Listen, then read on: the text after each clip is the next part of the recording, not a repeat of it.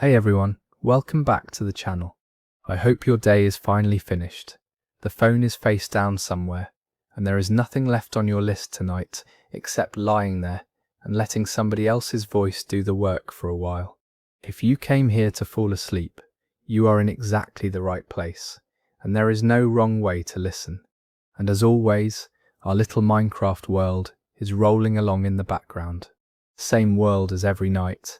We just keep walking and building and wandering wherever the path takes us while I read. You don't need to watch anything in particular or keep track of where we are. It's just there to give your eyes something soft and familiar to rest on while the stories do the work. Tonight we have a warehouse supervisor who made his whole crew photograph everything they touched, right up until those photos started pointing back at him. We have a farmer's market where the good corner spot cost $40 in cash, and nobody was supposed to ask what the $40 was for. Later on, there is a moving truck sitting in a driveway with somebody's entire apartment inside it, and a brand new price taped to the door. And near the end, there is a woman who spent 4 years quietly signing her name on somebody else's work, in a company that never deletes a single file. Before we start, do me a small favor and drop a comment telling me where in the world you're listening from tonight. I read those in the morning with my coffee, and it is honestly one of the nicest parts of doing this, seeing all these little towns and cities from people who were half asleep when they typed it. Dim the lights, get the blanket right, and we'll start on the night shift. The first one takes place somewhere most of us never see, which is a warehouse at 2 in the morning.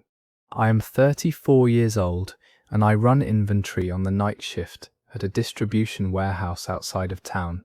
It is not exciting work. I count things, I scan things, I fix the count when the scan and the shelf disagree with each other, and then I go home while the sun is coming up and sleep with the blinds taped shut. I have been doing it for 9 years. I am good at it, and the reason I am good at it is that I am boring about details. About 2 years ago, we got a new night supervisor named Roland. He came from another site. He was maybe 45, and he shook everybody's hand on his first shift, which nobody had ever done before. In his first month, he introduced what he called the documentation standard.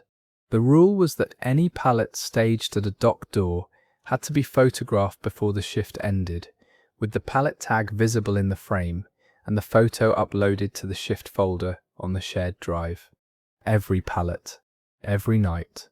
He printed it out and taped it by the time clock. Everybody complained. It added 20 minutes to the end of the night, and half the crew were guys in their 50s who did not enjoy being told to take pictures with a company phone. Roland had a speech about it. He said that if it was not documented, it did not happen, and that this was how we protect ourselves. He said that word a lot, protect. I remember thinking he was a little intense about it, but honestly I did not mind. I like a paper trail. I am the person who keeps the receipt for a $9 phone charger. Then things started going missing. About 1.5 years ago, in March, a pallet of small kitchen appliances came up short. Not the whole pallet, just 11 boxes off the top layer. Roland stood in the break room at the start of the next shift and said the count was wrong before it ever left the aisle, and the count was mine. I said I would go pull the photos. He said the photos would only show what was there when it got staged, which was true, and then he wrote me up for a count discrepancy. First write-up I have ever had. In May it happened again. Cordless vacuums that time, about 9 of them, gone somewhere between the aisle and the truck. Roland pulled me off the dock, moved me to the far end of the building doing cycle counts on slow movers, and put another note in my file. He told me privately that he was doing me a favor by keeping it in-house. He said it in a soft voice, like he was giving me something. By the middle of last summer, there had been 4 shortages. Every time, the same conversation. Every time, my name on the count. In August, he called me into the little office by the battery room and slid a printed statement across the desk. It said that I acknowledged responsibility for repeated inventory errors on my assigned aisles. He said HR was going to be a lot more forgiving if I signed it and got ahead of it. The final straw came when he told me what the total was. He said the losses were somewhere around $60,000 at that point, and that a company can go after an employee for that. I do not know if that was even true. I know that I sat in my truck in the parking lot afterward for about 40 minutes with the engine off, doing the math on what $60,000 would do to my life, and that my hands were not steady. I did not sign it. I told him I wanted to think, and he said take the weekend. That weekend I did not think. I looked. His own rule is what caught up with him.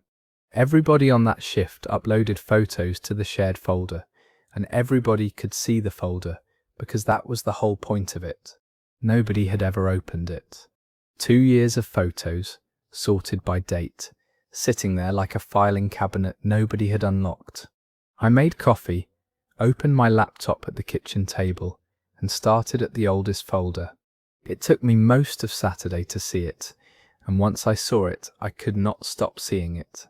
Every single shortage happened on a Thursday. Not most of them, all 4. Thursday was the night Roland closed the building by himself. Then I looked at the photos from those Thursdays instead of the paperwork. The dock doors are wide, and when you photograph a pallet at door 10, you also get a slice of door 11 and door 12 behind it. On 3 of those 4 Thursdays, there was a white box truck backed into door 12, which is the door we never use because the leveler has been broken since before I started. In one photo you can see part of a plate. In another you can see 2 legs standing next to it, and a work boot, and above the boot the bottom of a khaki pant leg. And Roland was the only person in that building who wore khakis.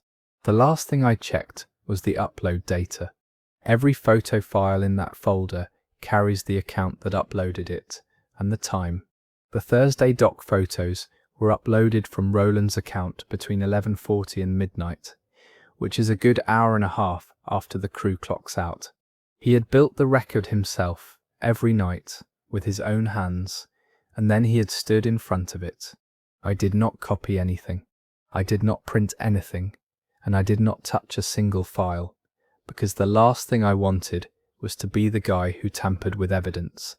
I sat there with a spiral notebook, and I wrote down file names, folder paths, dates and times, 1 line per item, until I had 4 pages of it. Then I found the poster. Roland had put it up himself in the break room in his 2nd week. It was the corporate ethics and loss prevention hotline, laminated, with a phone number and a case reference form. I called it Monday morning from my own phone before my shift, gave my name, said I was not comfortable being anonymous, and read them my notebook. They moved a lot faster than I expected. 2 people from corporate loss prevention were in the building by Wednesday night, working out of the training room with the door shut. They pulled the entire photo archive. They pulled the guard shack sign-out sheet, which showed Roland signing out around midnight on nights he was supposed to have left at 9. They pulled the gate camera, which nobody had thought about in years and which had been recording the whole time. Then they went and looked at the white box truck, which belonged to a man in a town about an hour north who turned out to be married to Roland's sister. The number they landed on was $61,200 and change over 14 months. It was not all mine either. 2 other guys on the day side had write-ups from the same period, for the same reason. Roland was walked out on a Tuesday afternoon in front of the whole shift change, which I am told is not standard, but happened anyway. There were charges. He took a plea about 8 months later, and the restitution order was for the full amount, which he is paying at some rate that will take him the rest of his working life.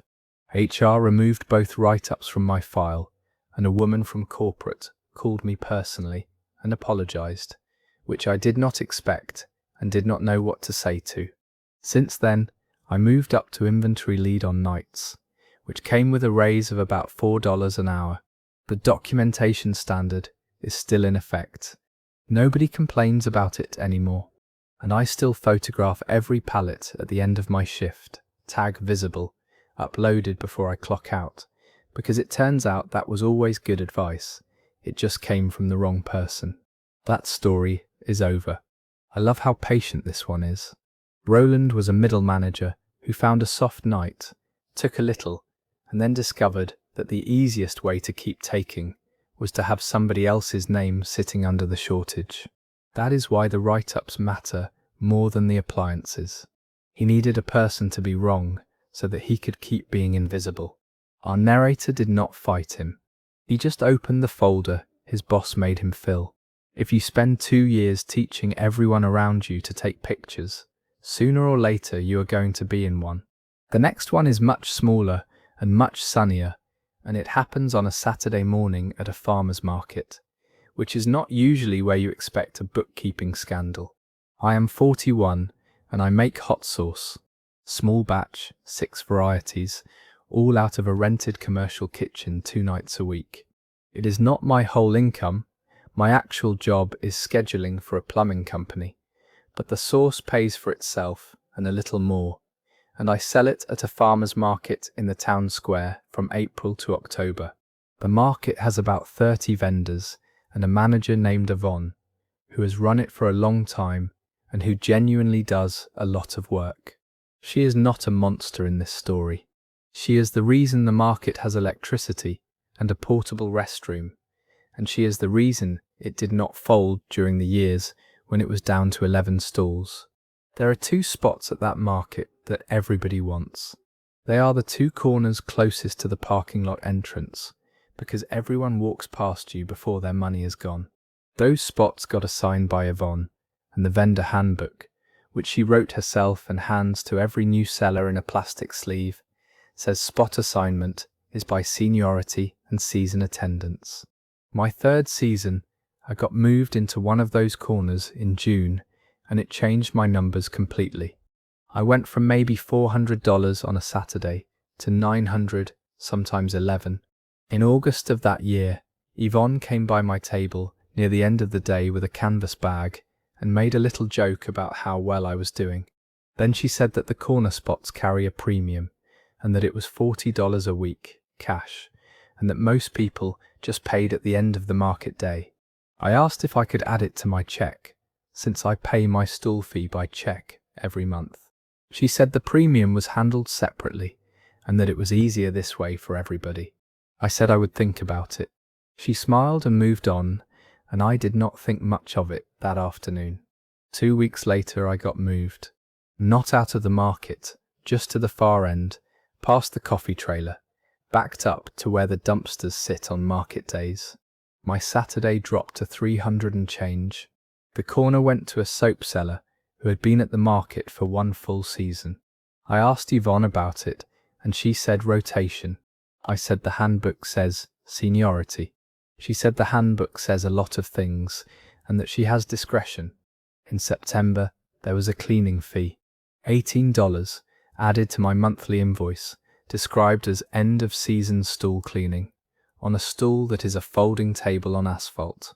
2 other vendors got the same charge that month, and both of them were people I knew had said no to Yvonne about something. That was when I decided to stop having conversations and start reading. The handbook, her handbook, has a section near the back that almost nobody gets to. It says that all vendor fees must appear on the posted fee schedule, that the fee schedule is maintained by the market manager and approved annually by the market board, and that any payment collected from a vendor must be issued a numbered receipt. There is also an appeals paragraph. Any vendor may submit a written appeal of a fee or a spot assignment to the market board in writing, and the board is required to respond at its next regular meeting. Every single thing I needed was in the plastic sleeve she gave me on my first day, so I did it exactly the way she wrote it. I sent her a short, polite email asking for a copy of the current posted fee schedule and asking for a numbered receipt for the $18 cleaning charge. I did not mention the $40. I did not accuse her of anything. I just asked for the 2 documents Her own handbook said I was entitled to. She did not answer for 9 days. Then she answered with 2 sentences saying the schedule was under review and receipts were issued on request at the market office, which does not exist as a physical place. I waited a week and then I filed the written appeal, the way the handbook describes, addressed to the board, about the cleaning fee and the spot change. 400 words, no adjectives.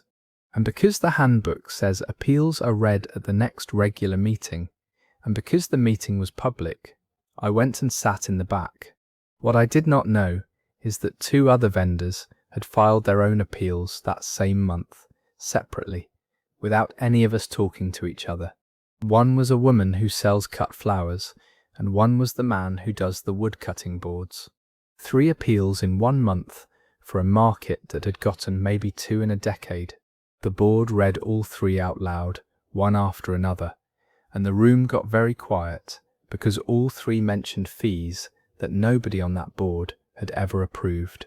The treasurer asked one question. She asked what the $40 corner premium was and where it was in the deposits. It was not in the deposits. It had never been in any deposit. Over 2 seasons, best as they could reconstruct it from vendors who came forward afterward, it came to somewhere between $8,000 and $9,000 in cash from about 11 of us for corners that the handbook says are supposed to be free and assigned by seniority. Yvonne resigned before the next meeting. There was no prosecution.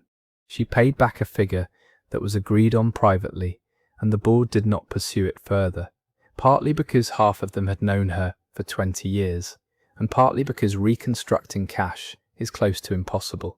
Since then, the corners are drawn by lottery every 4 weeks, in public, out of a coffee can, which is honestly the correct amount of ceremony for a decision about a folding table. I have had the corner twice. I have also had the dumpster end twice, and I did not complain either time. That story ends there. What gets me about this one is how ordinary it was. She was stealing $40 at a time from people selling jam, and she had built a system where the money never touched a piece of paper, which meant the only thing holding it up was that nobody would ever ask. The fact that everything he needed, the fee schedule rule, the receipt rule, the appeals paragraph, was sitting in the binder she handed him herself on his first day, shows you she never imagined a vendor reading past page 4. And I like that he never raised his voice. He asked for a receipt. That is all. A receipt is a very quiet thing to ask for, right up until nobody can produce one. This next one is about a ticketing system, which I know sounds like the least interesting sentence I have ever said on this channel, so stay with me. I am 31 and I am a facilities coordinator for a company with 4 buildings in 1 office park. My job is the boring physical stuff. Air filters, badge readers, the annual sprinkler certification, the parking lot lights, and the guy who comes out to fix the loading dock door every time somebody backs a truck into it, which is roughly twice a year. 3 years ago, we got a new operations manager named Alton. He was in his late 30s. He came from a much bigger company, and the first thing he did was move every request in the department into a ticket system. Not a bad idea. Before him, people asked me for things in the hallway, and I wrote them on a legal pad, and the legal pad was not a great system. His line, and he said it constantly, was that if it is not in a ticket, it did not happen. He said it in meetings. He put it in his email signature for a while. He said it to a woman from accounting who asked him to look at a wobbly chair. He also turned on a weekly summary. Every Monday at 6 in the morning, the system emailed the whole department an automated digest of the previous week. Every ticket created, closed, reopened, reassigned, with the person who did it and the time they did it. Nobody read those. Almost everybody set up a rule that shoved them into a folder. I never set up any filters because my inbox is a disaster, so they just piled up in there with everything else. The trouble started in November of that first year. Building 2 had a rooftop unit that was on its last legs, and I put in a request for replacement, with 3 quotes attached, because that was the process. Alton declined it as a budget hold. In January, the unit died in a cold snap, and 2 conference rooms sat at 50 degrees for 9 days. In the meeting about it, Alton said he had never seen a request for that unit, and that this was exactly the kind of thing he had been trying to fix. I said the ticket existed. He said he would look for it. He looked for it and said it was not there. In February, a badge reader on the north entrance stopped reading half the badges. I opened a ticket, assigned it to the vendor coordinator, which is who it goes to. 2 weeks later it was still broken, and my name was on it as the assignee, past due, in red, in a report Alton put on a screen in a staff meeting. By April I had 4 of these. Every time the ticket had wandered somewhere it should not have been. Every time the wandering ended at me. The thing that ended it for me was the sprinkler certification. It is a 5-year test, and it has a hard date, and the city does not care about anyone's internal process.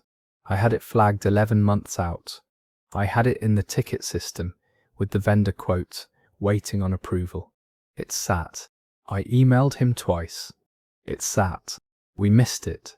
The city fined us $9,400 and put us on a follow-up inspection. The meeting after that, Alton said the certification had been assigned to me the whole time, and that he had no record of ever being asked to approve anything. 2 weeks later, I was on a performance improvement plan with the phrase repeated failure to escalate in it, which I had to sign to keep my job. I signed it. I went home. I did not sleep much that night, and honestly I was less upset than I was angry, in a way that made me quiet at dinner. That is when I remembered the Monday emails. 2 years of them, sitting in my inbox, sent automatically by a system he installed, listing every reassignment with a name and a timestamp. Nobody had ever opened one. I opened all of them. It took me 3 evenings at my kitchen table with a notepad. The pattern was not subtle once you lined the weeks up. Tickets I created got reassigned to me from him, usually between 9 and 11 at night, and usually after the due date had already passed. The rooftop unit request had been closed as duplicate by his account 4 days after I filed it. The sprinkler ticket had been reassigned to me twice, once in January and once in March, both times at night, both times without a comment. Then I found the better thing. In the system itself, any user can run a change history report on any ticket they created. Alton had turned that feature on himself the year before, when he wanted proof that the vendor techs were sitting on work orders, so I ran it. The report gives you the full trail, every field change, old value, new value, account, date, time. I ran it on every ticket I had opened in 14 months and exported it. 41 of my tickets had been reassigned back to me after their due date. 23 had been closed as complete, with no work order and no vendor invoice attached, which means the work never happened, which means a lot of them were still broken. I did not send it to him, and I did not send it to the department.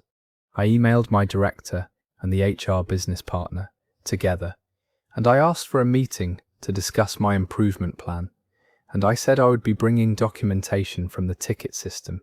That is the whole email. 2 sentences. The meeting was on a Thursday, and it lasted a long time. I did not talk much.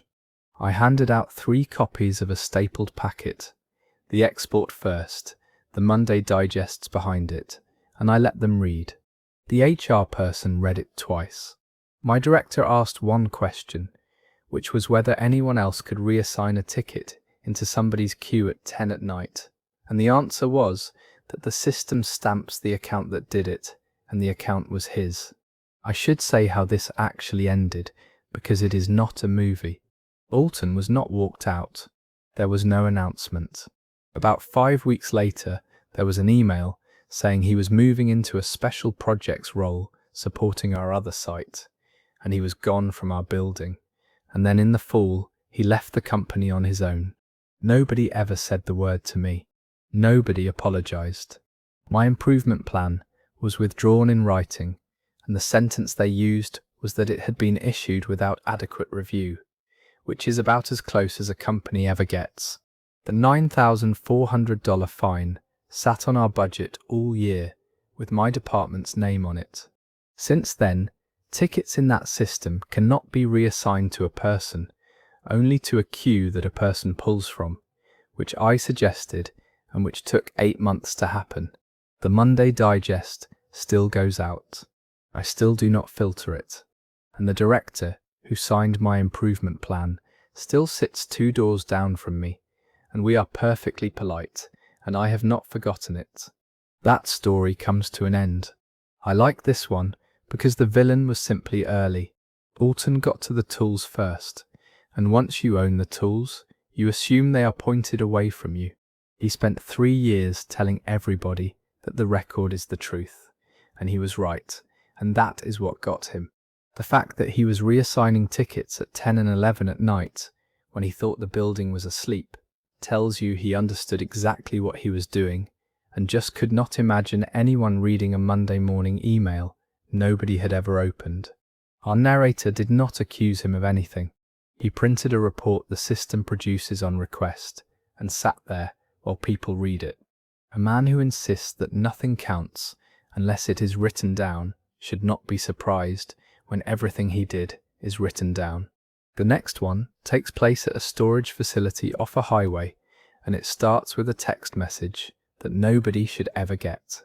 I am 38, and I do medical billing from home for a group of clinics. 4 years ago, my parents downsized out of the house I grew up in, and a lot of what did not fit went into a storage unit that I rent, a 10 by 20 on the back row of a place out by the highway.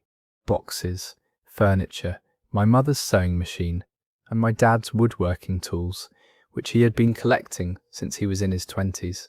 I paid $185 a month for it. I was not always on time.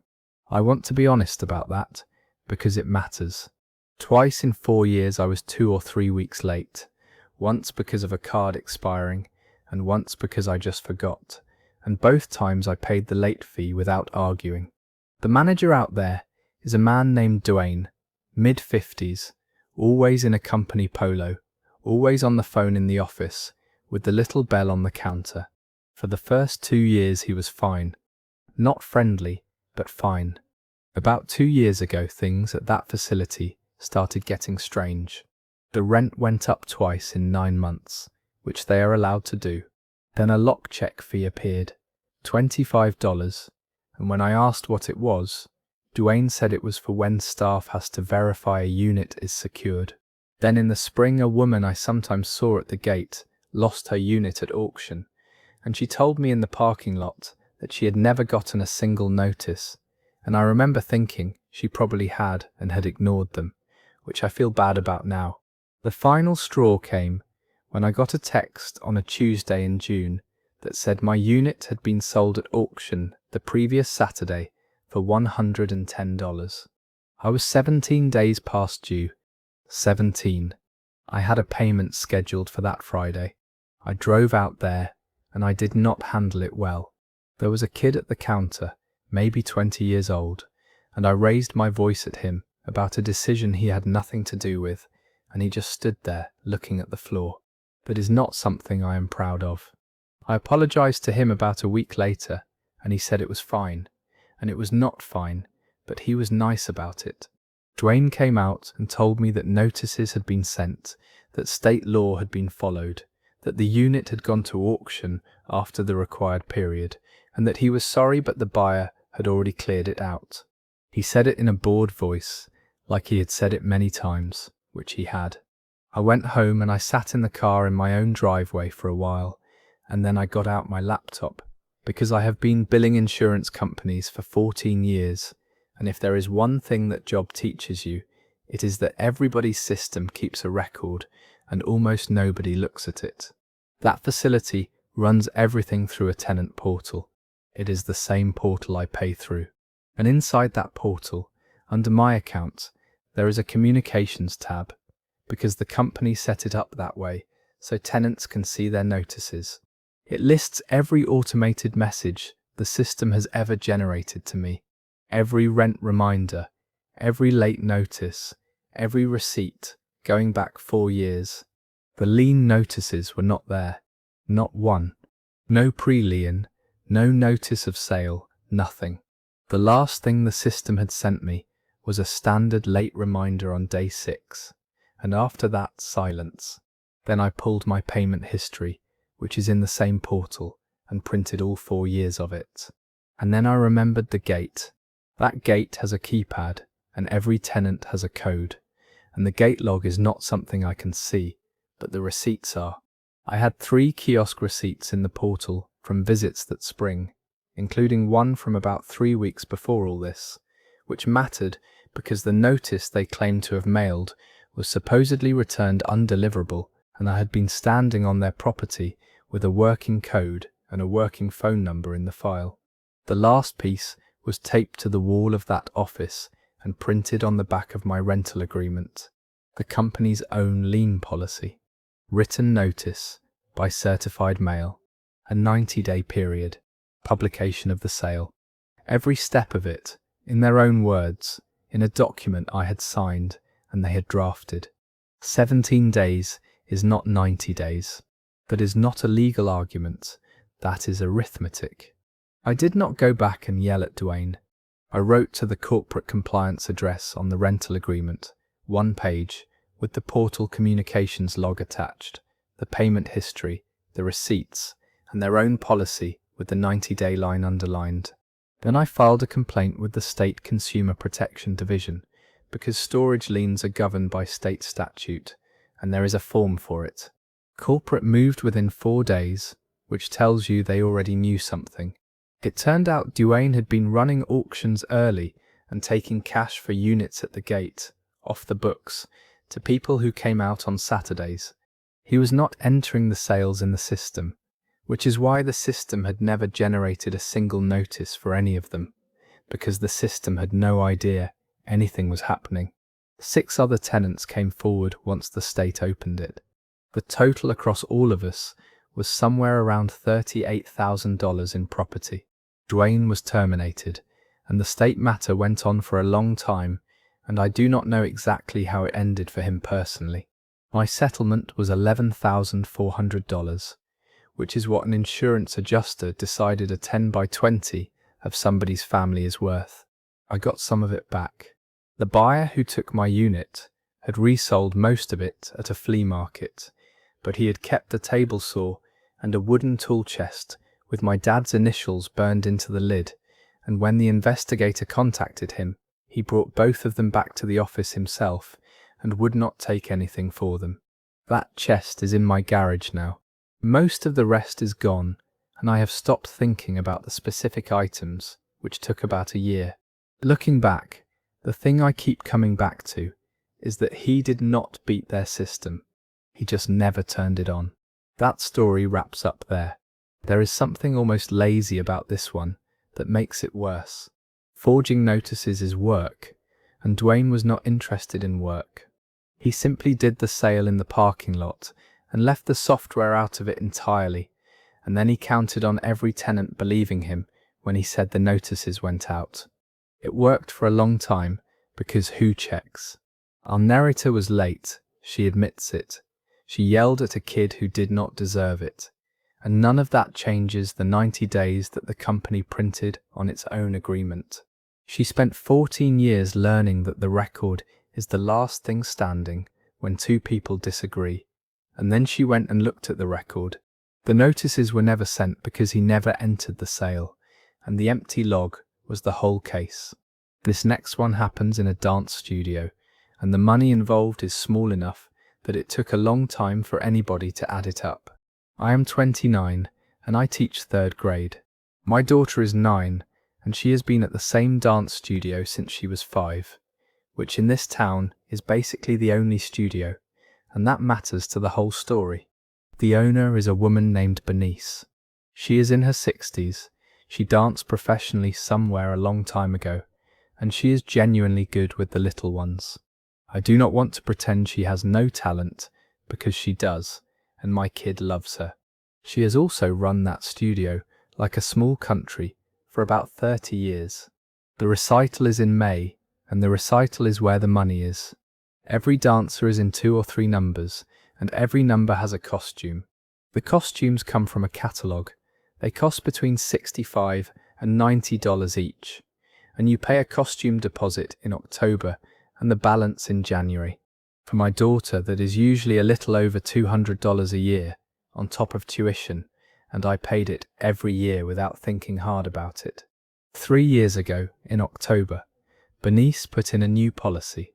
She sent it in an email, and she put it in the parent handbook, which is a stapled packet you get at registration. It said costume deposits are non-refundable after the order deadline, because the studio has to commit to the order. Completely reasonable. I remember reading it and thinking, well, obviously. The same policy had a second paragraph, and this is the part that ended up mattering. It said that in the event a dancer withdraws before the order is placed, the deposit is refunded in full within 30 days of written notice. That first year, a girl in my daughter's class broke her wrist in November before the order deadline. Her mum, who I know a little, asked for the refund. Bernice told her the money was already committed. She said the studio orders in waves, and hers was in the first wave. The mum pushed a little, then dropped it, because it was $140, and because her kids still wanted to come back in the spring, and nobody wants to be the difficult parent. The next year, 2 more. One family moved in December. One girl quit because she wanted to do swim instead. Same conversation both times, and I only know about it because parents talk in the parking lot while the class runs late. Then it was my turn, sort of. In November 2 years ago, my daughter got sick with something that took a long time to sort out. Nothing serious in the end, but she was out for about 7 weeks, and we pulled her from one of her 3 numbers because she was not going to learn the choreography in time. I sent a written email, the way the handbook says, and I asked for that one costume deposit back, $70. Bernice replied that the order had already been placed. That was fine, honestly. I would have let it go. And then in January, when the balances came due, the invoice she sent me had that costume on it, the one my daughter was not in. Full balance, $70 more. I emailed and said there had been a mistake. She said the studio had to order it because it was in the count, and that once a costume is ordered, it belongs to the family, which would have been an answer, except that the costume never arrived. Not in March when the boxes came. Not in May. My daughter did not have a 4th costume in her closet, because there was no 4th costume. The final straw came at the recital that year. I was in the lobby helping with the flower table, and I overheard Bernice tell another mother, whose son had quit in October, that his deposit had gone toward the studio's general costume order, and that everyone benefits. I did not say anything in the lobby. I drove home, put my kid to bed, with her hair still in a bun, and got out the handbook. Her own paperwork said this, and remember she wrote all of it. The refund clause with the 30-day window. And then, in the section about the recital, a line that had been in that handbook for years, which said the studio provides a copy of the costume order confirmation to any parent upon request, so families can verify sizing. She had put a verification promise in her own packet to make herself look transparent, and it had been sitting there the whole time. So I asked for it. One email, very short, saying I would like the order confirmation for my daughter's numbers so I could verify sizing on the costumes we were billed for. She did not answer for 11 days. Then she answered saying the confirmations come from the vendor in bulk and are not broken out by family. That was when I decided to stop dealing with her directly, because I realized I was going to be arguing with a woman about a receipt forever, and I do not have that kind of time. I called them. I did not accuse anybody of anything. I said I was a parent, and I wanted to know whether a studio can request a copy of an order for a specific dancer, because I was trying to sort out a sizing question. The woman on the phone was extremely nice and said that studios order by count and size, not by name, and that the studio gets an itemized invoice for every wave. Itemized. Every wave. Which meant there was a document held by the studio listing exactly how many costumes were ordered in each style, and Bernice had promised in writing to show it to any parent who asked.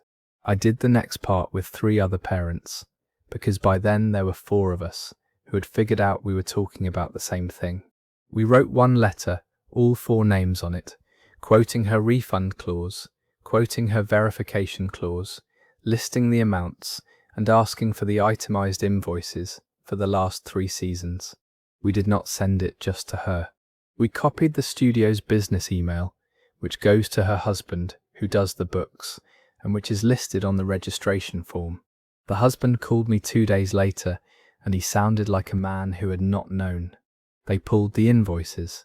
Across 3 seasons, the studio had collected deposits for 31 costumes that were never ordered.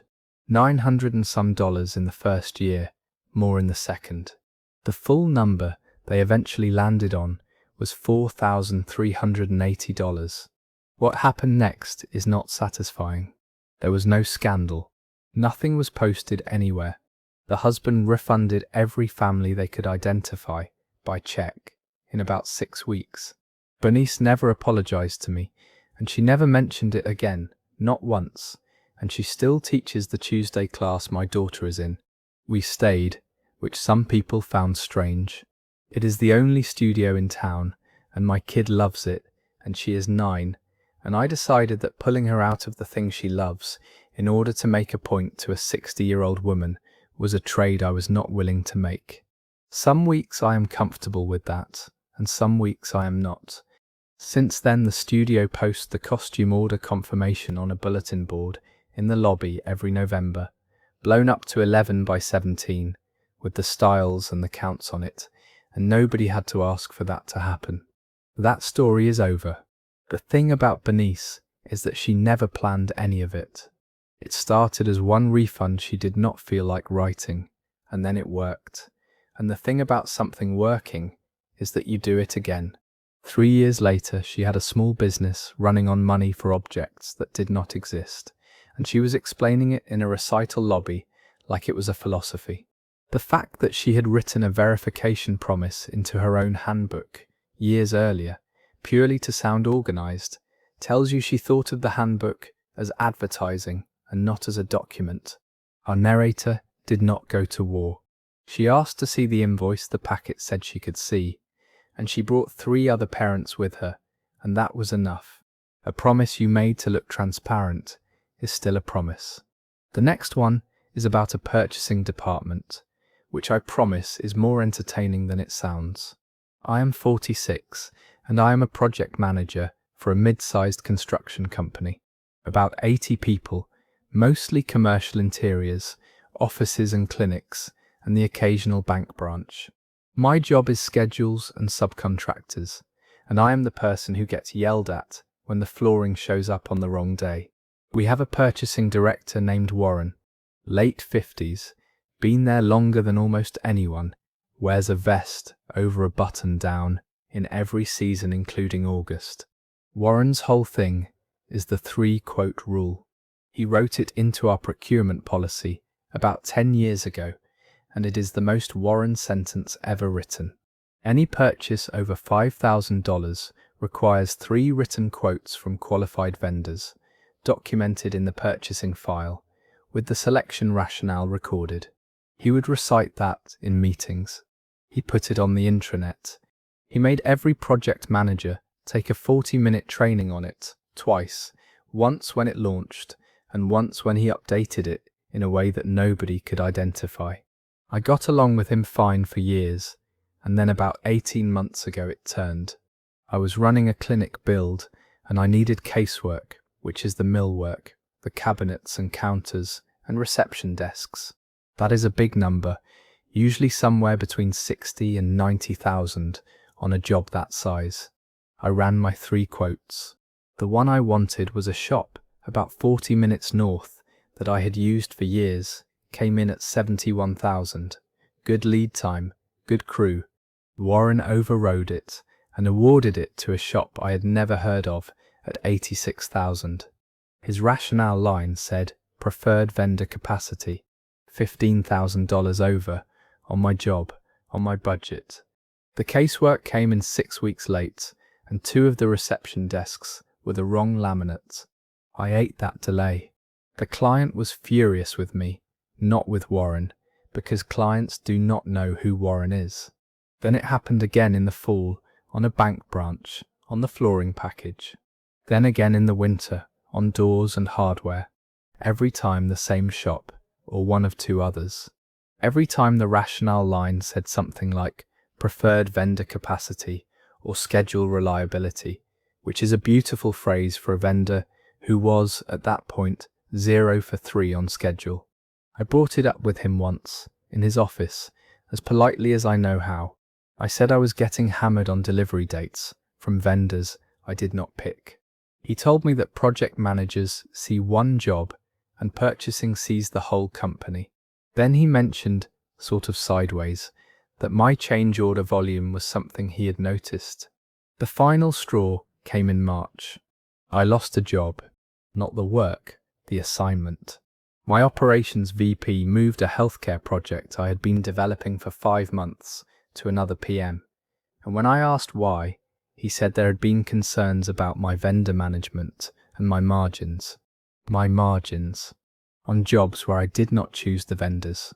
I went home that night and I did not sleep, and somewhere around 2 in the morning I stopped being angry and got very calm, which is a worse sign in me, because Warren forgot something. That policy of his, the one he wrote, the one he trained everybody on, does not just require 3 quotes.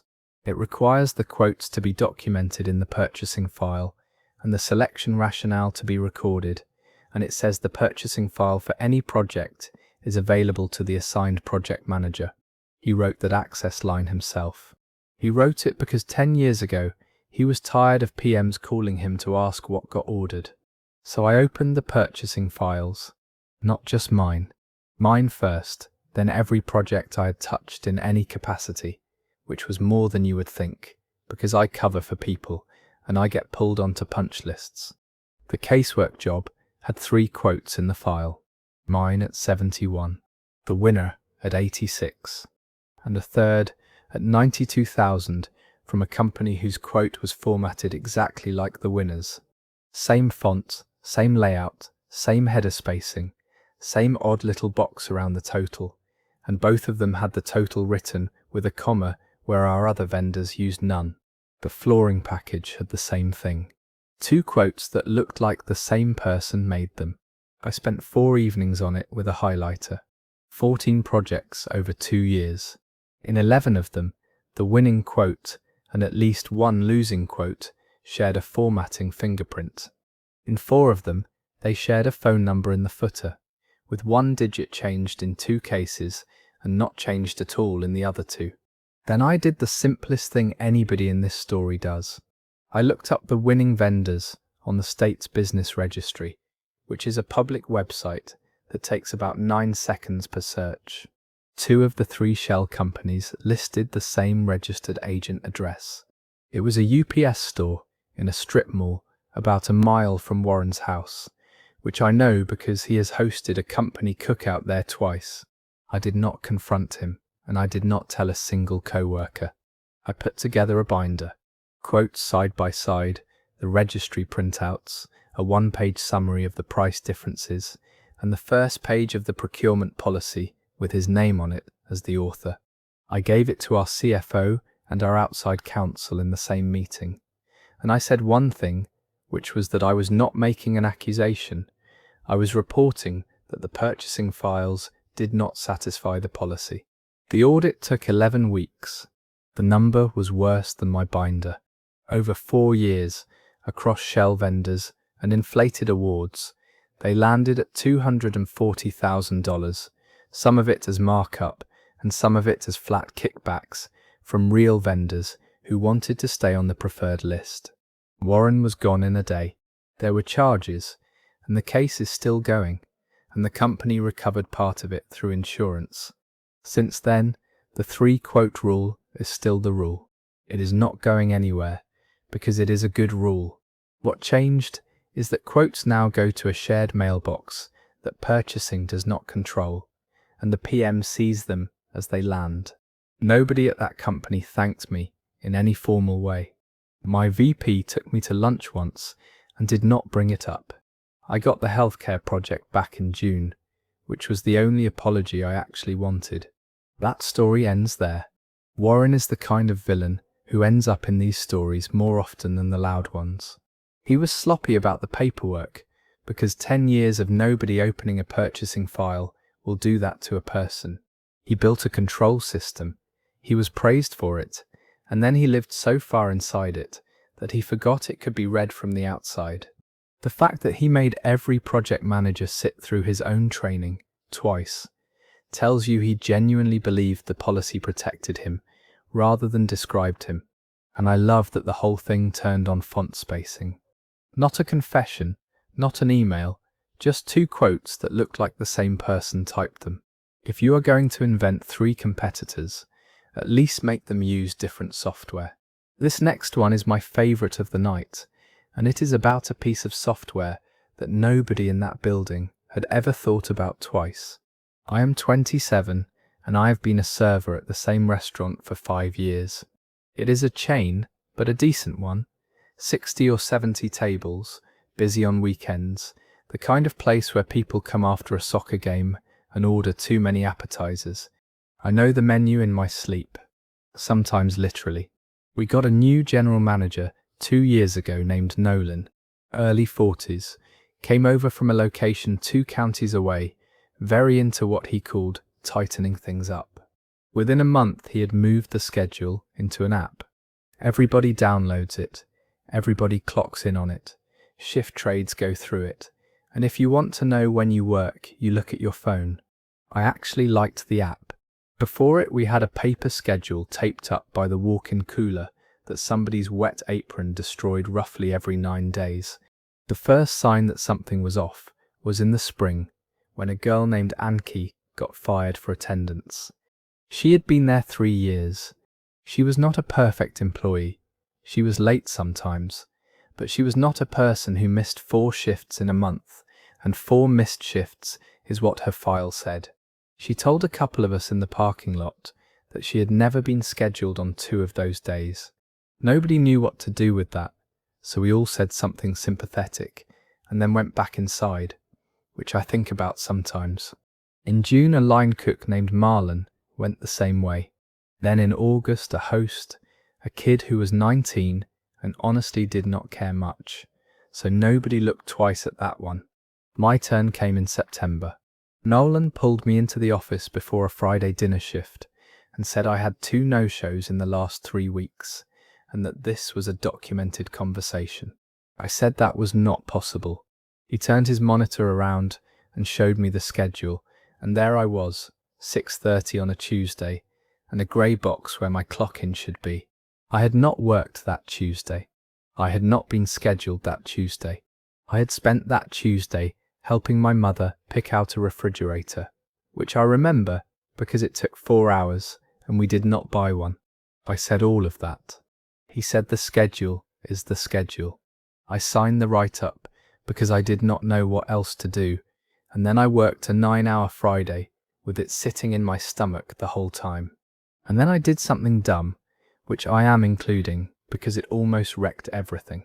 I got home at 2 in the morning and I posted in the staff group chat that Nolan was making up shifts and lying about it.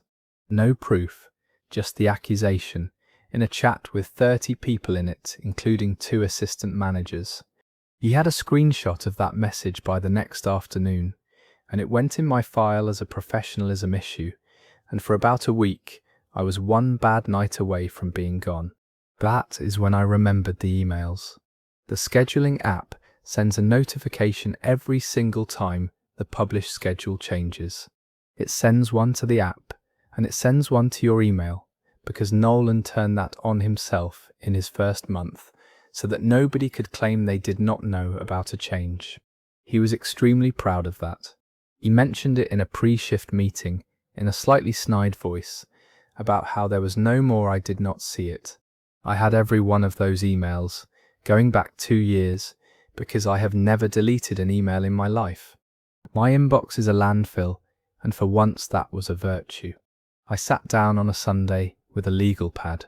The Tuesday I supposedly no-showed had a change email attached to it, sent at 11:51 at night on the Wednesday after. He had gone into the past and added me to a shift that had already happened, and the app had dutifully emailed me about it while I was asleep. Once I knew what I was looking at, I went back further.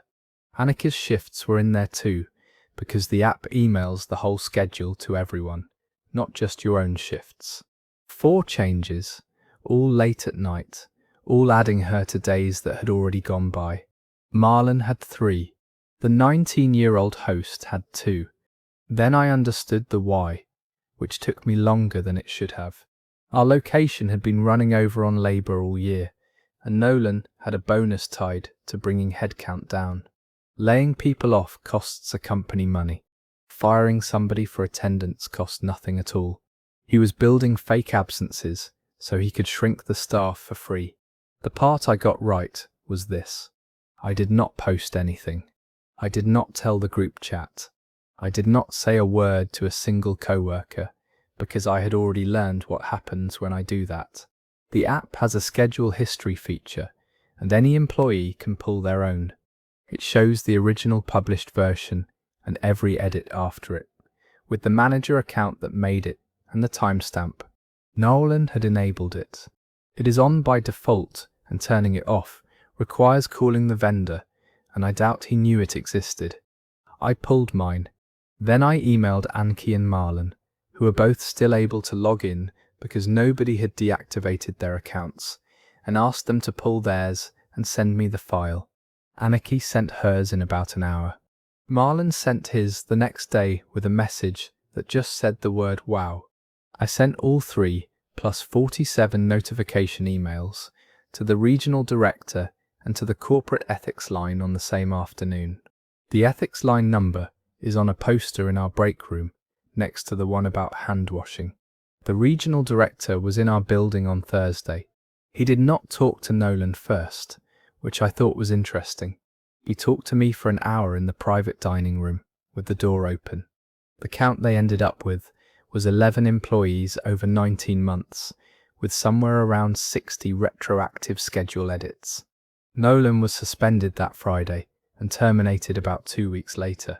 Corporate paid back wages to everybody who could be found, which came to a little over $19,000 across the group, and my 2 write-ups and my professionalism note came out of my file.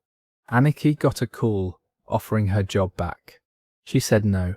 She had a job at a hotel by then, and she told me on the phone that she was not going to walk back into that building to prove a point, and I completely understand that, and it is still the part of this that bothers me.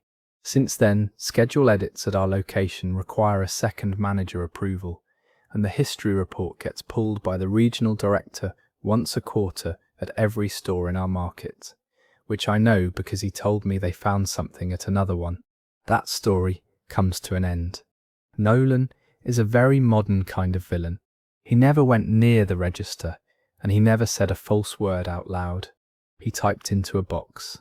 11 people lost jobs over a manager quietly editing the past at midnight, and every single edit sent out a receipt to 30 phones at the same moment he made it. The fact that he was the one who turned on the change notifications and bragged about them in a pre-shift meeting tells you he thought of that feature as a leash for the staff and never once as a witness. And I want to give our narrator credit for the group chat, because she is honest that it was the worst thing she did, and it nearly cost her everything. She learned the difference between being loud and being right in about 6 days. If you are going to rewrite history, do not do it on a system that texts everybody every time you pick up the pen. The next one takes place in a driveway, with a truck in it, and everything a family owns inside the truck. I am 44, and I clean teeth for a living. 2 years ago we moved about 200 miles for my husband's job, from a rented townhouse into a small house we had actually bought, which was a big deal for us, and took 11 years. We hired a moving company out of the phone book, essentially. A local outfit, decent reviews, run by a man named Leland, who came out to the townhouse himself to do the walkthrough. He was friendly. He had a clipboard and a tape measure, and he was in the house for about 35 minutes. The estimate he gave us was $3,100, and the paper he handed me had the words binding estimate printed across the top of it in bold. I remember that specifically because I asked what binding meant, and he said it means the price is the price. Moving day was a Thursday in July. 3 men in a truck showed up at 7 in the morning, and they were fast and careful, and I have no complaints at all about the crew, who were doing exactly what they were told. At around 4 in the afternoon, with the truck loaded and closed, Leland pulled up in a pickup and came to the door with a new invoice, $5,940. There was a bulky item charge for the treadmill and one for the couch. There was a long carry fee, which he said applied because the truck could not get closer than 100 feet. In a townhouse complex he had walked through personally in June, there was a packing materials line for $1,100 for tape and blankets, and there was a fuel surcharge that was a percentage of the new total, which is a beautiful trick when you think about it. I said this was almost twice the estimate. He said estimates are estimates. I said the paper said binding. He said that was the preliminary, and that the binding number is established at load. And then he said the sentence that I have not forgotten, which was that the truck could sit in the yard over the weekend if we needed time, but that storage would start accruing Monday. We paid it. My husband got a card out, and we paid it in the driveway at 4:15 in the afternoon, with all of our furniture 40 feet away, because we had a closing, and a dog in the car, and 200 miles to drive, and because that is what everybody does. That is the entire business model. Then I did the thing I am least proud of in this whole story, which is nothing. For 4 months I did nothing. I unpacked the house and started a new job, and every time I thought about that afternoon I felt so stupid about it that I put it back down. I was not angry, I was embarrassed, and embarrassed is a much better lock than anger. What broke it loose was a folder. In November I was setting up a filing system for the new house, and I found the moving paperwork in a grocery bag, and on top of it was a booklet. 30-something pages, grey cover, called Your Rights and Responsibilities When You Move. Leland had handed it to me himself in June, along with the estimate, and I had never opened it. He handed it to me because he is required to. I read the whole thing at my kitchen table that night, and I got about 4 pages in before my ears got hot. A binding estimate is binding. That is not a clever reading. That is the definition. The mover cannot demand more than the binding amount at delivery. If the mover believes additional services are required, the mover has to issue a revised written estimate before the goods are loaded, and the customer has to agree to it in writing before loading, not after. Not with the truck sealed in the driveway.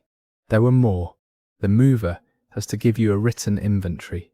The mover has to give you a copy of the bill of lading at pickup. If there is a weight-based charge, you have the right to demand a reweigh, and the mover has to produce certified weigh tickets from a public scale. I had no inventory sheet. I had no bill of lading. I had a handwritten invoice on a carbon pad and a credit card receipt, and I had a booklet published by the government that Leland had personally placed in my hands. He gave me the instructions. He just assumed I would not read them. I called the company first, because you have to, and I asked for the certified weigh tickets and a copy of the bill of lading. The woman on the phone said she would find them and call me back. She did not call me back. I called twice more over 3 weeks and got the same sentence both times. So I filed. There is a federal complaint system for household goods moves, and it took me about 40 minutes online.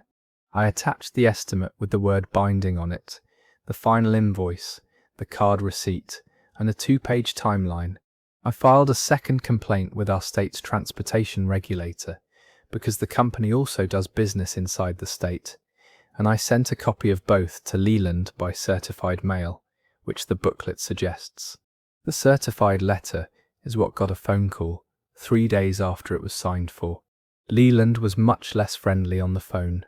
He offered me $800 to withdraw the complaints, and I said no, partly out of principle, and partly because at that point I was enjoying myself. The investigation took most of a year, and it was not about me for very long. There were 31 other complaints in the file already, going back 6 years, most of them from people who had done exactly what I did, which is pay in the driveway and feel too dumb to say anything. Same pattern every time. Binding estimate, revised at load, storage mentioned casually. The company was fined and the registration was suspended, and there was a restitution order that covered a lot of us, though not all. My refund was $2,400, which was not the whole overage, but was close. Leland is still in the moving business, under a different company name, with his brother-in-law on the paperwork, which I found out by accident about 8 months ago, and which took a good week out of me. Since then, I have sent that booklet to 4 different people who told me they were moving, and 2 of them have told me they read it. That story wraps up there. The furniture in Leland's scheme is just leverage. Everything happens in that 90-second window in the driveway where a family looks at a sealed truck and does the math on what fighting cost them, and he had run that window enough times to know exactly what it is worth. She lost that afternoon because she was standing in the one place where the answer is always yes. And then she did nothing for 4 months, and she is honest about why. And I think embarrassment protects more of these people than any lawyer ever has. The thing that undid him was a grey booklet he was legally required to hand her, which he handed over with a smile, because he had handed out hundreds of them, and not one person had ever opened it in front of him. If you have been enjoying tonight, tapping subscribe helps more than you would think, and it means these show up for you on the nights you need something to fall asleep to. Okay? Settle back in, fix the pillow, and we'll let the world keep rolling underneath us. This next one is small. Nobody gets rich, nobody goes to court, and the whole thing is about a parking space, which is exactly why I like it. I am 33, and I do inside sales for an industrial supply company. I live in a converted brick building downtown, 18 units, and the building has a gated lot behind it with 22 spaces. 2 of those are for guests, and the other 20 are assigned by lease, 1 per unit, and there are 18 units, which means for years there were 2 floating spaces that nobody thought about. There is a man in the building named Gordon. He is retired, he is in his 70s, and he is on the building association board, which for a building this small mostly means he sends emails. Gordon has a truck and a boat. Not a big boat, a fishing boat on a trailer, and for about 3 years he parked the trailer in one of the 2 floating spaces, and nobody said anything, because who cares? Then last spring 2 new tenants moved in with a second car each, and suddenly people cared. There were emails. There was a very tense conversation by the mailboxes involving a woman who works nights. Gordon's solution was a permit system, and he wrote the whole thing himself. Every vehicle in the lot gets a numbered hang tag. The tag has to be visible on the mirror. Any vehicle in the lot without a valid tag can be towed at the owner's expense after 24 hours, and there is a phone number for the tow company on the sign he had made. He put it to the board approved it, and he had the signs up within a month. I thought it was fine. Slightly much for 18 units, but fine. Then in June I came home at 6:30, and somebody was in my space. Not a stranger. Gordon's truck. I knocked on his door. He said the trailer had gotten a flat, and he had to shuffle things around, and he would sort it out. Fine, whatever. I parked on the street. That was Tuesday. He was still there Thursday. Second time was in July and lasted a weekend. Third time was in August, and by then he was not shuffling anything He had simply decided that my space was a good place to put his truck when the trailer was in his. He told me, and this is the exact energy of the whole thing, that I was single and my car was small and I had more options than he did. I said the permit rule says assign spaces.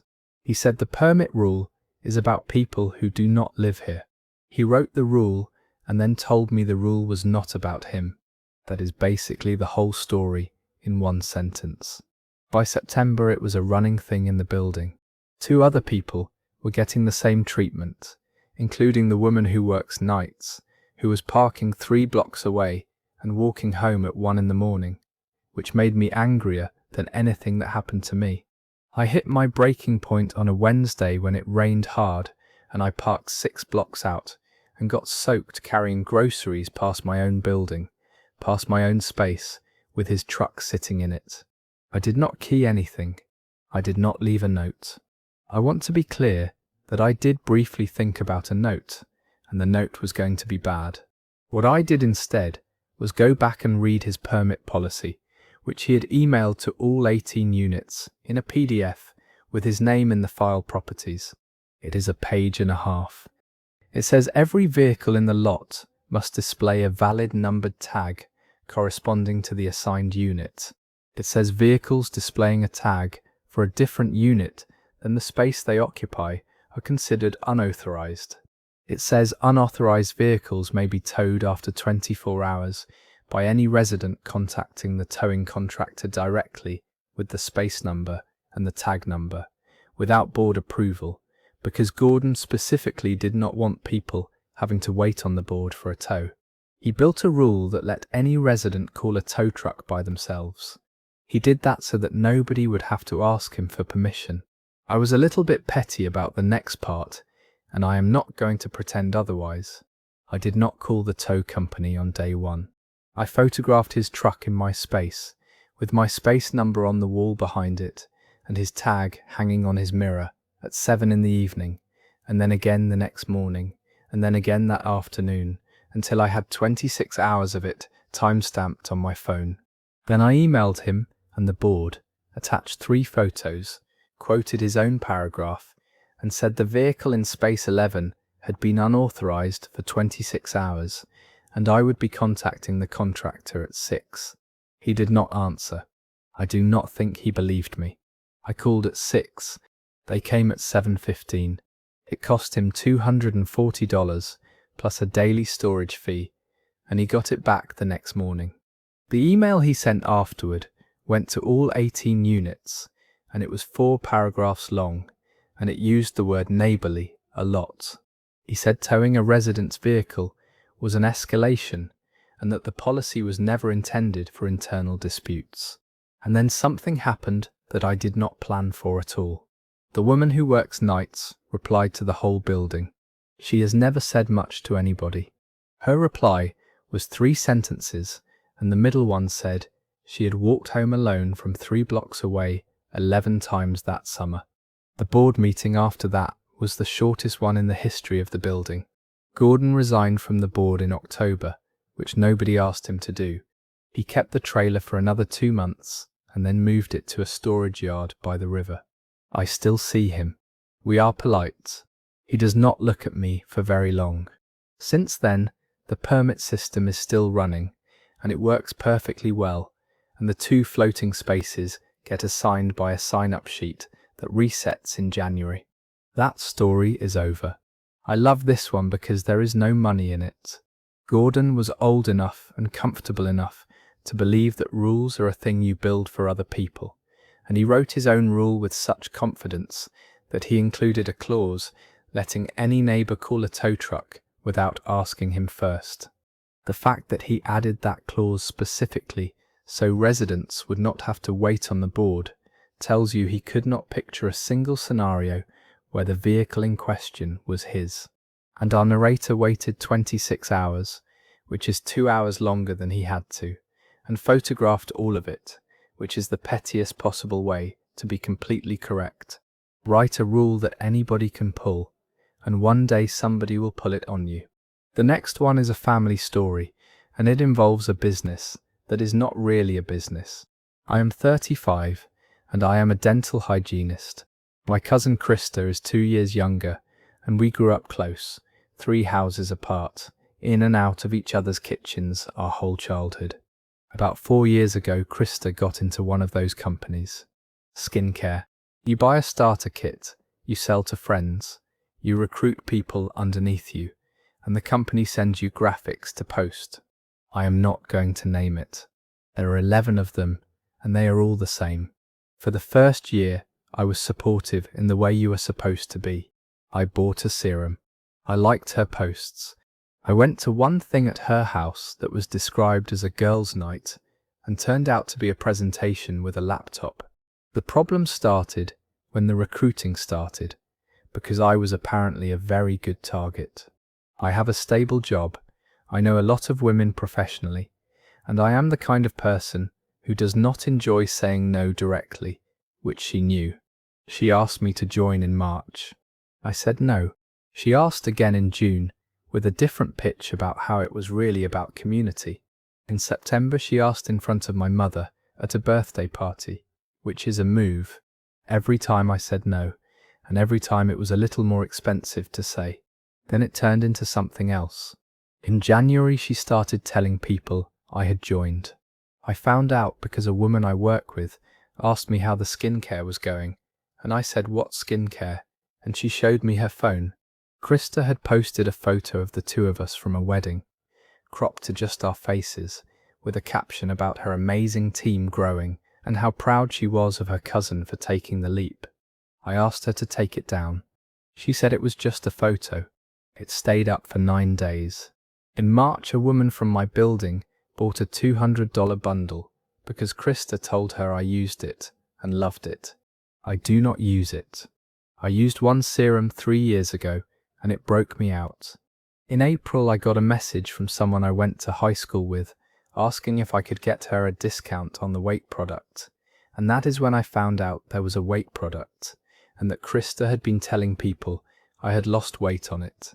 I had lost about 12 pounds that year because my thyroid medication got adjusted. The next week it got worse in a way that actually scared me a little. A woman I have worked with for 8 years, who is a hygienist like me and who has a daughter with a skin condition, asked me in the break room whether the cream was safe for kids. She was not asking me casually. She was asking me the way you ask a person in scrubs, because I am a person in scrubs. And Krista had been telling people that her cousin in the dental field recommended it. I told her I had never recommended anything and that she should ask her daughter's doctor, and she was fine about it. And she still bought a jar, and I have thought about that jar more than I would like to. I called her and I did not handle it well. I said something about how she was using me as a prop, and she cried, and then her mother called my mother, and by the end of that week I was the one who had made everything hard at a time when Krista was really trying to build something. For 6 weeks, I was the family villain. My mother asked me twice to just let it go. That is when I decided to stop arguing about feelings, because feelings are a game she wins every time, and go look at the actual rules. Every one of those companies has a compliance policy, and it is public because it has to be. It is a PDF on their corporate site, usually 40 or 50 pages, and it is written by lawyers who are very aware that the whole industry is one bad regulator away from a problem. I read the whole thing on a Sunday. Consultants may not make income claims. Consultants may not make therapeutic or weight loss claims about any product. Consultants may not use the name, image, or likeness of any individual in promotional material without written consent. Consultants may not represent any person as a member of their team unless that person holds an active consultant account. And there is a compliance reporting form right there in the appendix with an email address for anybody, including the public. The kicker is that Krista had quoted that same document at me a year earlier. When I asked her once whether the company was a pyramid thing, she sent me a screenshot of their compliance page as proof that it was all legitimate and heavily regulated. She handed me the file herself to win an argument. I did not post anything. I did not tell the family. I filled out the form. I attached the wedding photo post, 2 screenshots of messages where she named me by name to prospects, and the message about the weight product. I wrote about 4 sentences of my own, all of them flat, no adjectives, and I said I was not seeking anything except removal of my name and image. The company responded in 9 days, which surprised me. Krista's account was suspended for 30 days pending a compliance review. Her posts came down, all of them, not just mine, because the review looked at everything and found a lot. She was reinstated with what they called a corrective action plan, and she quit the company about 5 months later, which, as far as I know, had more to do with money than with any of this. Nobody in my family knows I filed it. Krista does not know. She thinks the company randomly audited her, which apparently happens. We are not close now. We are polite at things. Her mother is cold with me, in a way that predates all this and got worse, and my mother still occasionally suggests I reach out, and I still say maybe. Looking back, the part I would change is the phone call, not the form. The call was me getting angry at a person. The form was me asking a company to enforce the rules it wrote. That story ends there. This is the quietest one tonight, and possibly the most uncomfortable, because there is no fallout, no confrontation, and no moment where anybody admits anything. Krista was drowning in a business that only pays if you convert the people who trust you, and the last asset she had was her cousin's reputation, so she spent it. The fact that she was the one who sent him the compliance page a year earlier as proof of legitimacy tells you she had never read past the first screen of the document she was using as a shield. And I want to point out that our narrator never went to the family, never posted, never asked anyone to pick a side. He filled out a form. When somebody hands you a rulebook to end an argument, they have handed you a rulebook. The next one is set in a community garden, where I promise the politics are worse than anything in this episode so far. I am 52 and I am a bus driver for the school district, which means my afternoons are free from about 4 o'clock, and about 6 years ago I got a plot at the community garden on the east side of town. There are 94 plots on that land. It is city-owned, run by a volunteer association with a coordinator, and the waiting list is long because 94 plots is not enough for a town of this size. When I got mine, I had waited 2 years and 3 months. The coordinator is a woman named Opal. She is in her 60s. She has been coordinator for 9 years, and she does an enormous amount of unpaid work, including the water bill and the full cleanup and the thing with the city about the fence. Opal also wrote the plot allocation policy, and she was proud of it. It is on the association website. Applications are dated on receipt. Plots are offered in order of application date. Any applicant who declines twice goes to the bottom. Every offer and every response is recorded in the waiting list log, and the log is available to any member on request. That last line is the whole story, and she wrote it in year 2 because somebody accused her of favoritism, and she wanted to prove she had nothing to hide. In year 7, things started shifting. A man got a plot 4 months after applying. Then a couple I recognized from Opal's church were suddenly working plot 31, which had been vacant. Then a woman who had been waiting nearly 3 years, a woman named Bettina, who I talked to at the compost pile most Saturdays, got a letter saying her application had been closed for non-response. Bettina had never gotten an offer. She checked her spam. She checked everything. She called Opal, and Opal told her the offer had gone out in April and that the policy is the policy. Bettina cried in a parking lot about a vegetable garden, and if that sounds small to you, she had been through a divorce that year, and this was the thing she had been looking forward to. Then in the fall it happened to a second person, a young guy who worked at the hardware store. He had applied in his first year out of school, and he had been waiting 3 seasons, and he found out he was off the list when he came down to ask about the full cleanup, and somebody at the shed told him his name was not on anything anymore. He took it better than Bettina did. He shrugged and said it was probably for the best because he was moving anyway, and then he did not move, and I saw him at the hardware store all winter. The strange part was how normal it all looked from the outside. Nobody was shouting. The garden was beautiful that year. The beds were full. The compost pile was managed better than the city manages anything, and every one of those things was true because of Opal. She would stay until 8 in the evening in June fixing a hose bib that somebody had cracked. She bought the mulch out of her own pocket twice that I know of, and never asked for it back. And at the same time there were about 6 people working plots, who none of us had ever seen on a waiting list, and everybody had noticed, and nobody said the sentence out loud, because the sentence was rude and Opal was the reason we had a garden at all. I did not have a personal stake in any of it. I had my plot. Nobody was threatening me. For a couple of months I did nothing except feel bad about it at home. What changed my mind was watching Opal at the October meeting talk about the waiting list in a voice that dared anybody to ask a question, and nobody did, including me. I went home and requested the log. I did it exactly the way her policy says.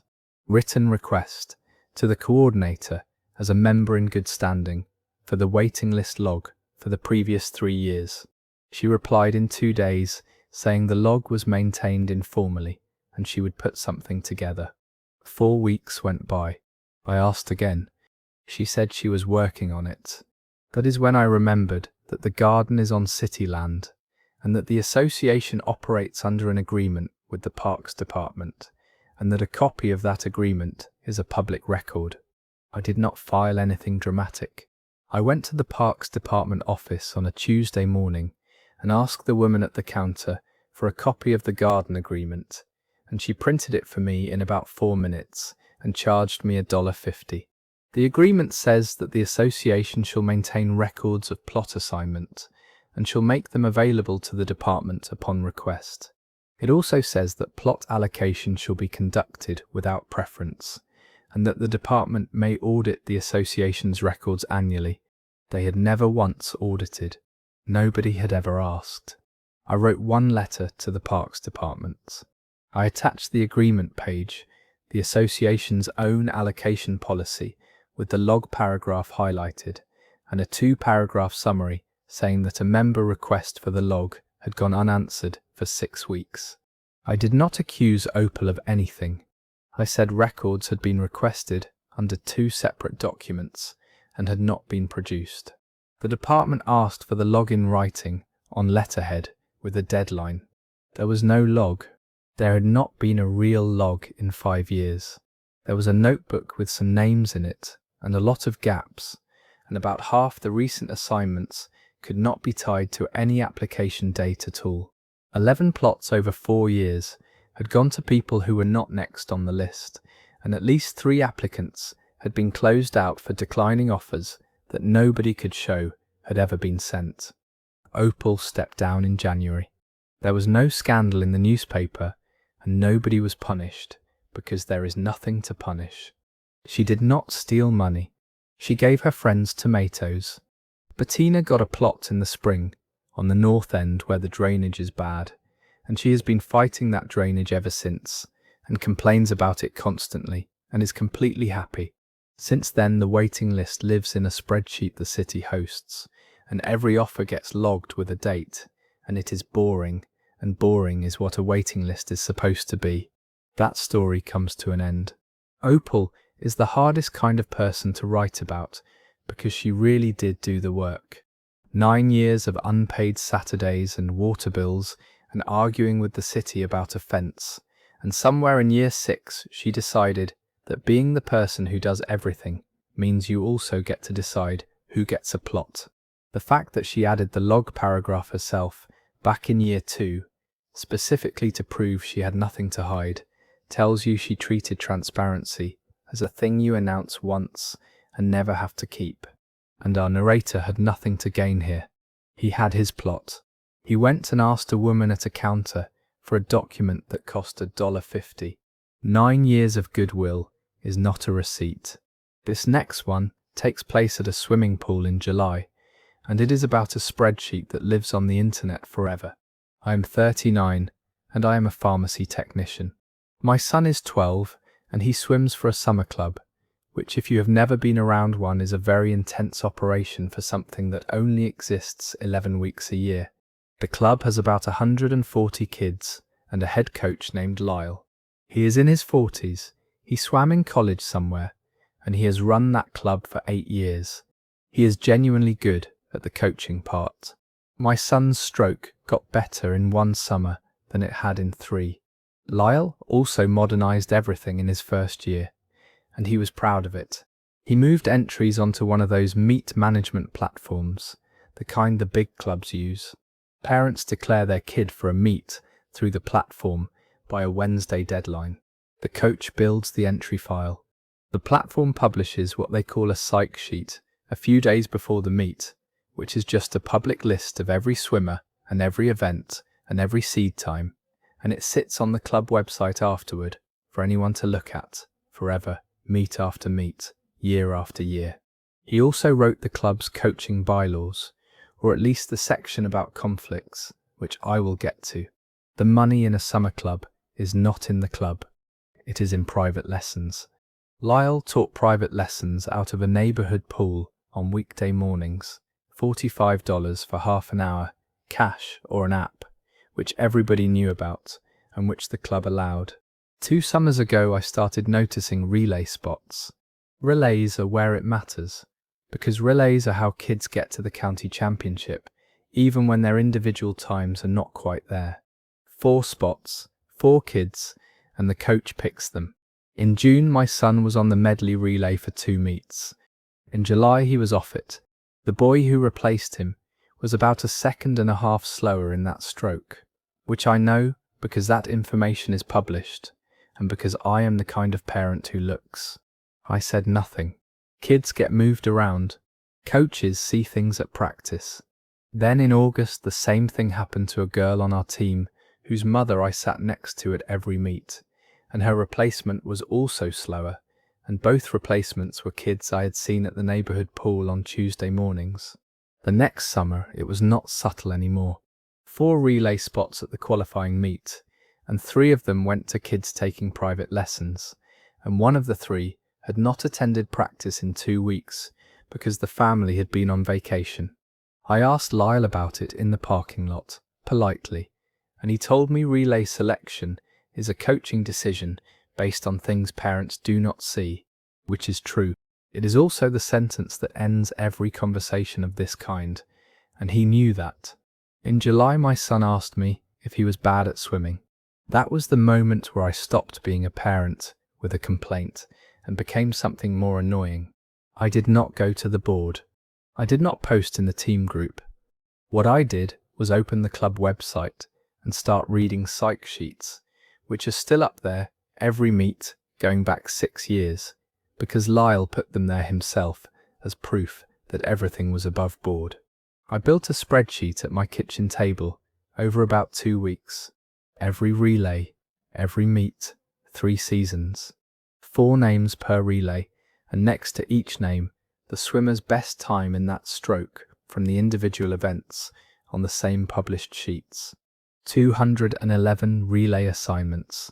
In 63 of them, a slower swimmer was seeded ahead of a faster one on the same team, which happens sometimes for real reasons.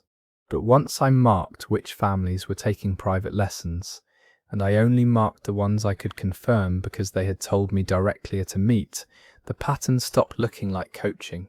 51 of those 63 went to lesson families. The second thing I pulled was the entry history, because the platform keeps it. Every entry, every scratch, every substitution, with the account that made it and the timestamp, and any parent can see the record for their own swimmer. My son had been substituted out of 2 relays after the deadline at 11 at night with no notification to us, which is a thing the platform is set up to send and which had been switched off. The third thing was the bylaws. Lyle wrote the conflict section in his 2nd year after a parent complained about something unrelated.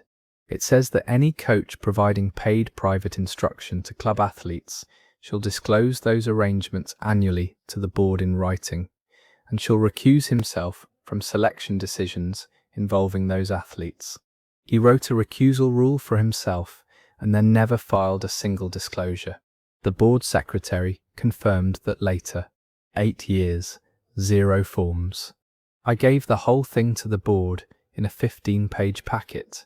Spreadsheet first, entry history second, his bylaw section printed last, with the recusal sentence highlighted. I asked for one thing, which was that relay selection be documented with times going forward. The board meeting was ugly in a way I did not enjoy at all. About a third of the parents in that room were lesson families, and some of them took the packet personally, which I understand because their kids had done nothing wrong and their kids were in the spreadsheet. Lyle resigned in October before the review finished. He did not admit to anything, and he never has. He teaches lessons full-time now at 2 neighborhood pools, and I am told he does very well. The club estimated that he had taken in something over $60,000 in private lessons over 3 years, which was never against any rule. The only rule he broke was the paperwork one he invented. My son swam the next summer under a new coach and did not make the medley relay on time, fairly, and he was fine about it, which I was not prepared for. 2 families left the club over what I did. One of them was the mother I had sat next to at every meet for 4 years, whose daughter had also been bumped, and who told me I had made it about my kid. We do not talk now. I would still do it. I am just not going to pretend it was free. That story wraps up there. There is a particular kind of villain who never touches anything he is not allowed to touch, and Lyle is that. Private lessons were legal. Charging for them was legal. Being good at coaching was legal. What he did was quietly convert a volunteer position into a customer pipeline, and then never file the one form that would have made anybody look. The fact that he published every psych sheet on the club website for 6 years as proof of transparency tells you he could not conceive of a parent with a spreadsheet and 2 free weeks. And I want to be straight about the cost here, because our narrator lost a friend over this and says so out loud.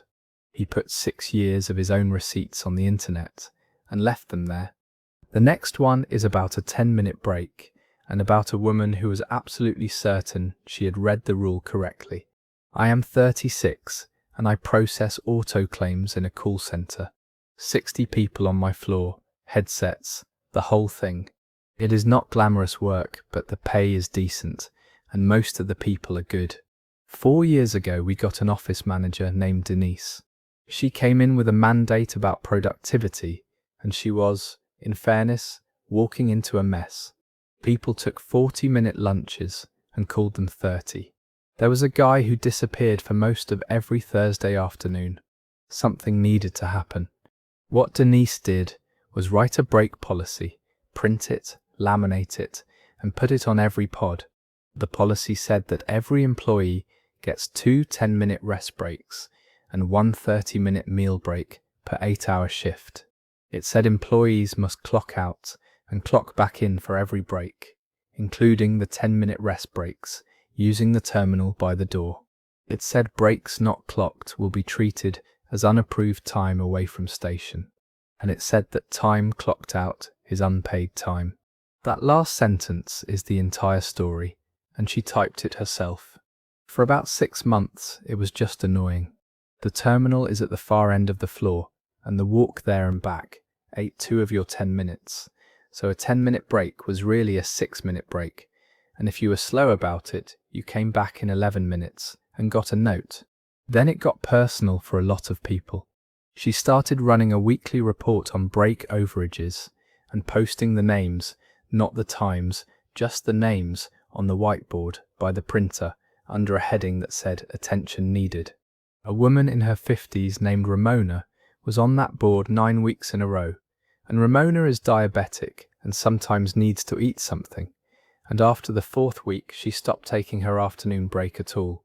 In the spring, Denise fired a temp over accumulated unapproved time away from station, which turned out to be 18 minutes over 4 weeks. The thing that got me was the paychecks, and it took me embarrassingly long to look at one properly. We are paid by the hour. Our hours come off the terminal, which meant that every 10-minute rest break every one of us took, twice a day, was being clocked out and subtracted. 20 minutes a day, 100 minutes a week, about 85 hours a year per person for 60 people. I did not know if that was illegal. I genuinely did not. I sat with it for a couple of weeks, and I asked around vaguely and got nowhere. And then I did the most ordinary thing in the world, which is that I went to my state Labour Department's website and read the page about rest breaks. It took 11 minutes. Rest breaks of 10 minutes are paid time in my state. But it is not a grey area, and it is not new. Meal breaks of 30 minutes or more are unpaid if the employee is fully relieved of duty. Rest breaks are paid, and an employer may not require an employee to clock out for them, and any employer who does owes that time back. The page also had a link to a complaint form, and the form asks for time records, and this is where Denise's system did all of the work for me. She had built a perfect record. Every rest break, clocked out and clocked in, with a timestamp for 60 people for 3.5 years, in a system that generates a report any employee can request for their own time under the company handbook. She had done it because she wanted proof of who was slacking. What she had made was an itemized invoice of unpaid wages with her own signature on the policy that caused it. I pulled mine. 3 years and change. Then I did something I had learned from watching other things go badly at that company, which is that I did not organize anyone. I did not send a group email or start a chat. I filed my own claim for myself with my own records and a photograph of the laminated policy on my pod. I told exactly 2 people, both of whom I trusted, and I told them they should decide for themselves. The state opened it in about 5 weeks. Once they had one claim, they did not need any of us to organize anything, because a wage investigation looks at the whole payroll. The number was $184,000 across 61 current and former employees for 3 years and 7 months of rest breaks. My share was $3,140. Ramona's was more because she had been there longer, and she called me from the parking lot when the letter came and could not get through a sentence, which I think about more than the money. The temp who got fired for 18 minutes was found and paid, and I do not know anything else about how that went for her. The part that is not a movie ending is what happened to Denise, which is nothing much. She was not fired.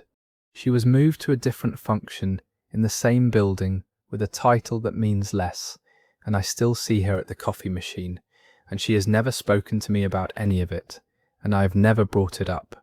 She is polite to me. It is genuinely strange. The policy got rewritten by somebody in corporate legal. Rest breaks are paid now, and you do not clock out for them, and the terminal by the door mostly sits there unused, which honestly makes me a little happy every time I walk past it. Looking back, the thing I would tell anybody in a job like mine is that you do not need to be brave and you do not need to be right about the law. You need 11 minutes on a government website. That story is over. I do not think Denise ever intended to take $1 from anybody. She wanted control, and she reached for the time clock, because a time clock feels like fairness and looks like fairness and produces numbers you can put on a whiteboard. She just did not know the law she was standing on, and she built 3.5 years of evidence against herself while feeling like the most organized person in the building. The fact that she posted names under a heading about attention needed week after week tells you she thought the record only ran in one direction. Our narrator did not organize a movement. He read a state webpage for 11 minutes and filed one form for himself. If you make people punch a clock for a break the law says is paid, the clock will eventually tell on you. This next one is the heaviest one tonight. Nothing bad happens to anybody in it except money and trust. I am 45, and I work at a plumbing supply distributor, warehouse and counter. About 30 of us at that branch, and most of the guys have been there a long time. 3 years ago we lost a man named Vern. He was 61. He had been there 26 years, and he had a heart attack in his own kitchen on a Sunday. He was the guy who knew every part number without looking. He was also the guy who came in at 5 in the morning to plough the lot with his own truck every winter and never once charged the company for it.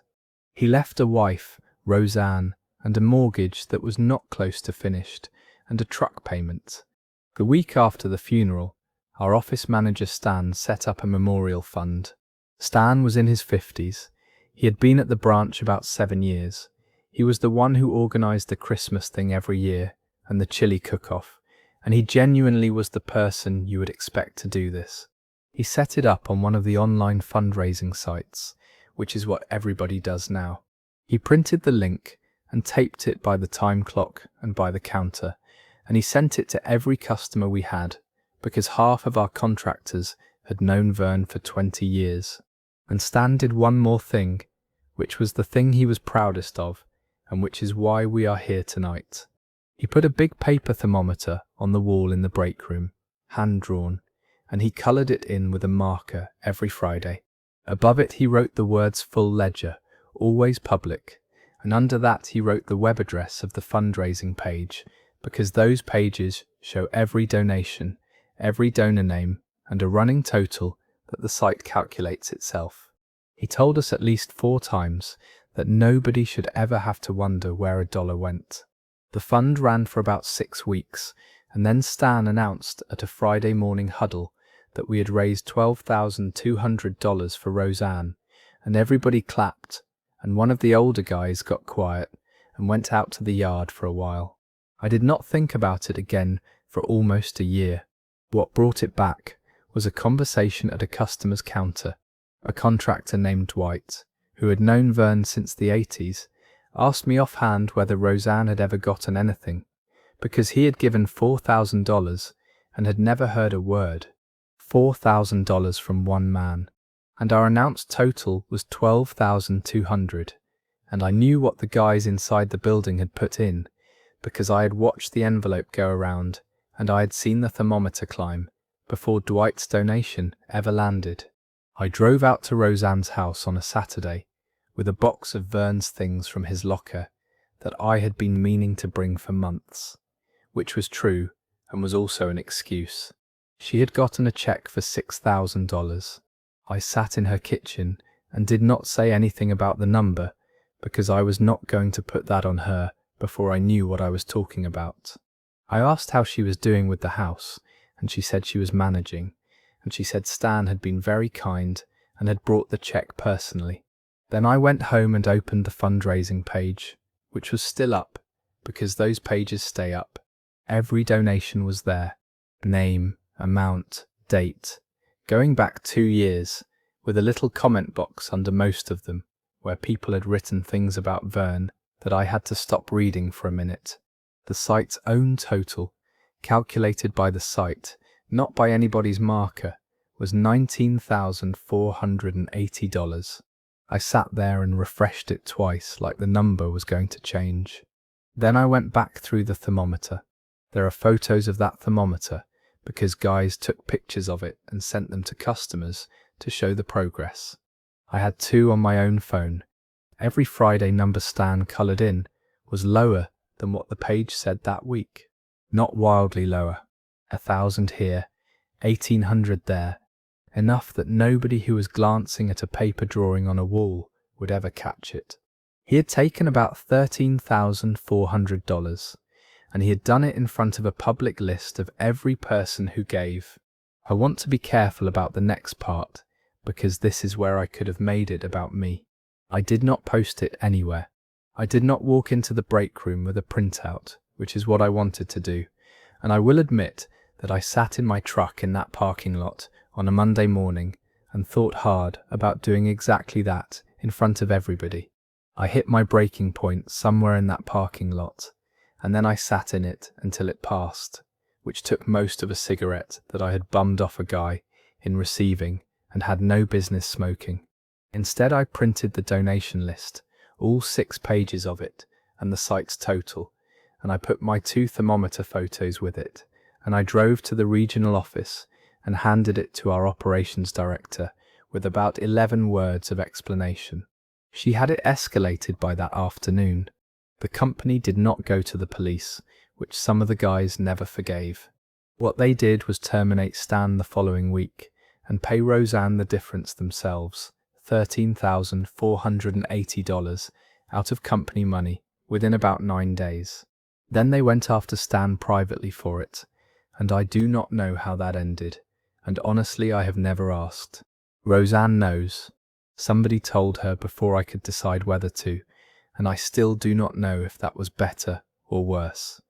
I saw Stan once after that, in a grocery store parking lot, about 8 months later. He saw me first.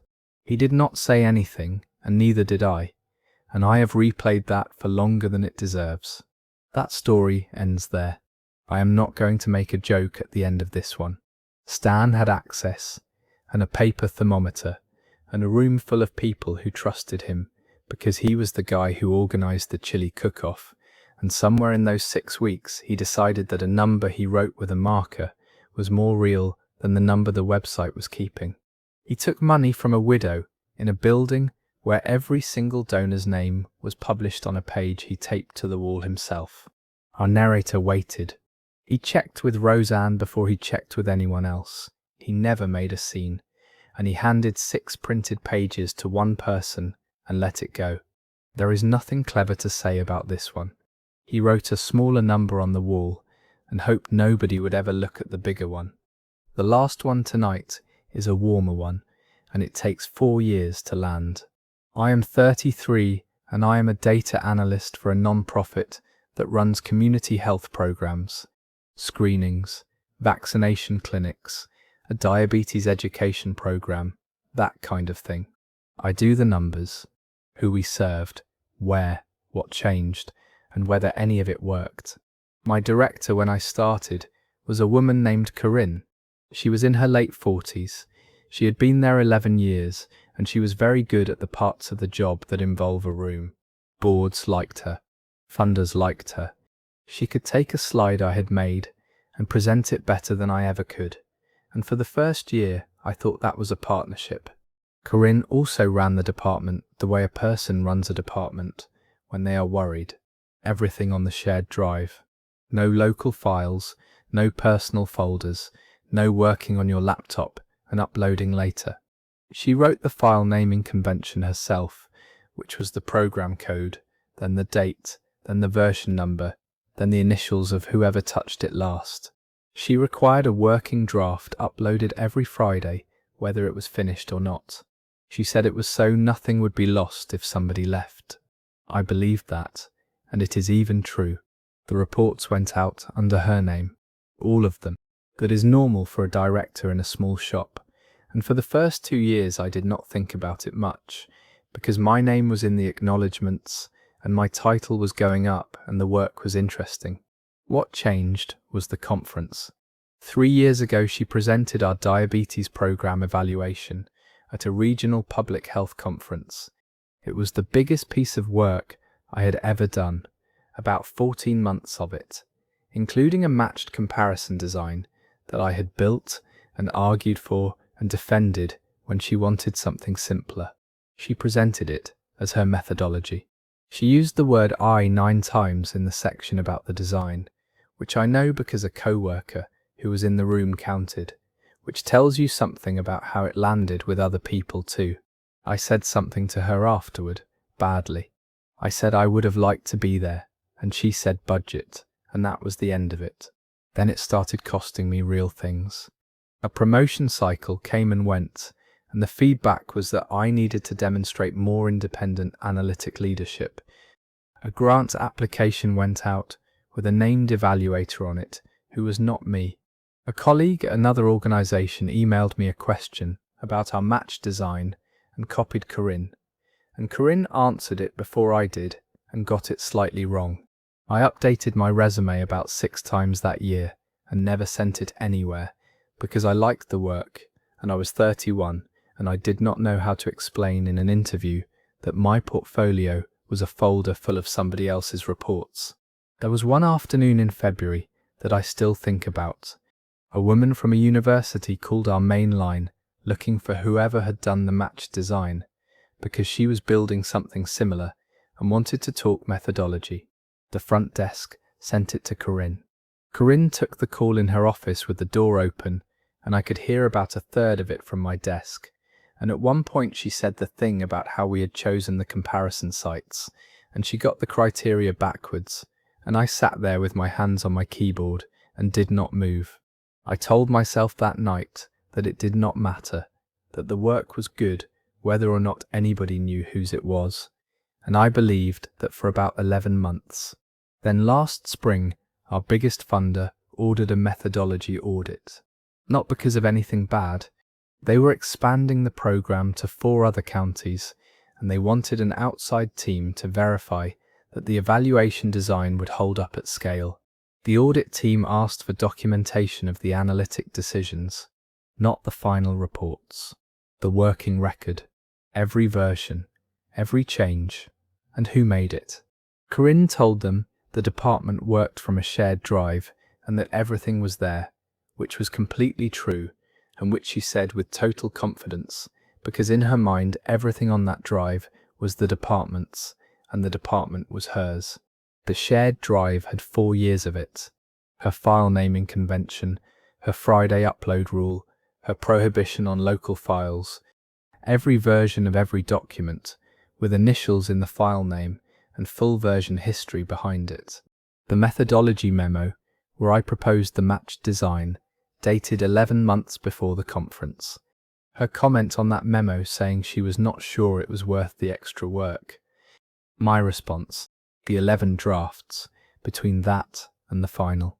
The rebuild I did in the fall, when the county data came in dirty and the whole thing nearly fell apart on a Thursday night, that I remember very clearly. I did not have to do anything. That is the strange part of this story. I did not print a packet. I did not write a letter. I did not go to HR. I answered the audit team's questions honestly when they came to me, and I did not editorialize once. And the record did the entire thing by itself, because she had built it and maintained it and enforced it for 4 years. The audit report came back in about 7 weeks. It was fine. The methodology held up. And in the section on analytic capacity, there were 2 sentences noting that the design and the analytic work were attributable to a staff analyst by name based on the version history, and recommending that the funder engage that person directly for the expansion. Corinne did not get fired. There was no meeting where anything was said out loud. What happened was that I got put on the expansion as the named evaluator, with a raise of about $11,000 and a line in the grant and my name on the reports going forward. She left about 5 months later for a job at a foundation, and her going away card came around the office and I signed it, and what I wrote was that I wished her well, and I meant it in a flat sort of way. I have a director now who is younger than me and who puts 3 names on every report, including the interns. The file naming convention is still in place. I enforce it now, and I use the exact same rules she wrote, initials and all, and I have never changed 1 letter of it. That story comes to an end. I wanted to end on this one because nothing is destroyed in it.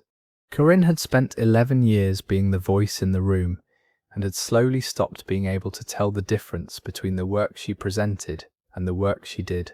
Then she built the most complete authorship record in the building, out of anxiety, and lived on top of it for 4 years without ever once thinking about what it said.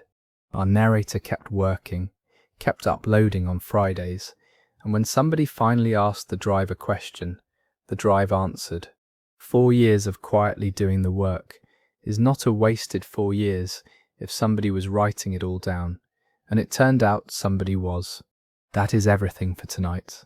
If you are still with me, think back to the manager who spent 3 years telling everyone that nothing counts unless it is written down, and then got taken apart by a Monday morning email that nobody had ever opened. or the restaurant scheduler typing shifts into the past at midnight while the app cheerfully texted 30 people every time he touched the pen. And I hope you drift off somewhere near the last one, with 4 years of Friday uploads sitting on a shared drive, waiting patiently for somebody to ask. None of the people in tonight's stories did anything dramatic. Nobody shouted, nobody keyed a car, nobody made a scene at a wedding. They asked for a receipt. They read the handbook that came in the plastic sleeve. They opened a folder. It was never about getting even for any of them. It was about being believed. And the strange thing about being believed is that it usually arrives in the form of a document somebody else made and forgot about. If these help you sleep, subscribing is a small thing that keeps them coming to you, and I appreciate every single one of you who has. Sweet dreams, everyone. Sleep well, and remember that the quietest people in the building are usually the ones keeping the best records, and I'll see you tomorrow night, back in our world, right where we left off.